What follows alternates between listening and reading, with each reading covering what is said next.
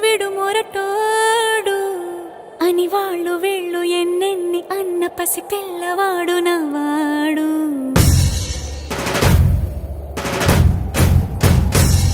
విడు ముండోడు అని ఊరు వాడ అనుకున్న గాని మహారాజు నాకు నా